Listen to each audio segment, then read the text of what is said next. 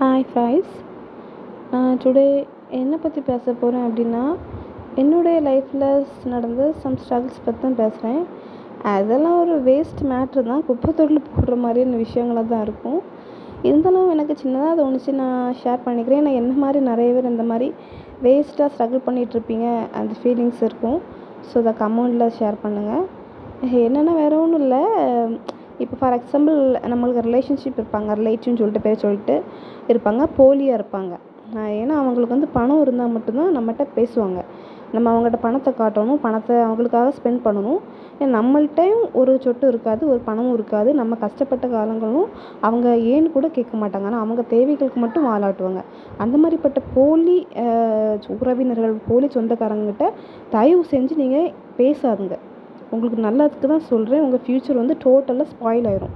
இந்த மாதிரிப்பட்ட ஃபேக்கான ரிலேஷன்ஷிப் இருக்கவங்ககிட்ட அவாய்ட் பண்ணிட்டு போயிருங்க. நீங்கள் அப்போ தான் ஹெல்த்தியாக வெல்த்தியாக வளர முடியும் மேலும். சரிங்களா? உங்கள்கிட்ட எதிர்பார்த்து உங்கள் பணத்தை பார்த்து பேசுகிறவங்க, உங்கள்கிட்ட பணம் இருக்கிறத பார்த்து மட்டுமே பேசுகிறவங்க, நீ கஷ்டப்படும் போது உங்களுக்கு ஒரு ஹெல்ப்பும் பண்ணாமல், என்னன்னு கூட கேட்காம, ஜஸ்ட்டு உங்கள்கிட்ட பணம் இருக்கும்போது பணம் மொய்க்காக மட்டும் பேசுகிறவங்ககிட்ட மட்டும் எந்த ஒரு காரணம் கொண்டும் ரொம்ப இடம் கொடுத்து பேசாதுங்க. உங்கள் நல்லதுக்கு சொல்கிறேன். சரிங்களா? அடுத்தவங்கள்ட்ட பேசினாலும் பேசலாம். இந்த மாதிரிப்பட்ட செல்ஃபிஷான கேவலமான ஆட்கள்கிட்ட தப்பி தவறி பேசாதுங்க. அது மட்டும் இல்லாமல், இப்போ நம்ம வெளியே பேசுகிறவங்ககிட்டையும் ஒரு பாவப்பட்டவங்ககிட்ட பேசினாலும் நன்னடத்தை உள்ளவங்ககிட்ட பேசுங்க. ஏன்னா அதுலேயும் நம்ம பாதிக்கப்படுறோம். சீப்பஸ்ட் கேரக்டர்கிட்ட பேசணும்னா நம்ம வந்து இப்போ பெர்ஃபெக்டான கேரக்டராக இருப்போம்.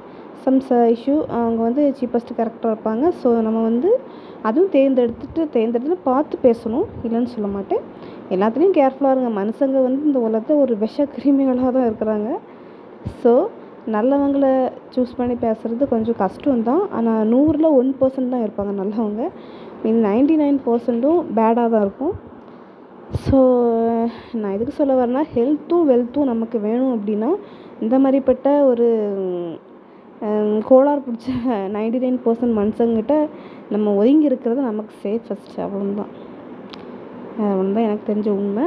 ஸோ ஹாப்பியாக இருங்க, ஸ்மைலிங்காக இருங்க. எப்போவுமே நம்ம ஹெல்த் அண்ட் வெல்த்தாக பார்த்துக்கோங்க மிஸ். தேங்க்யூ.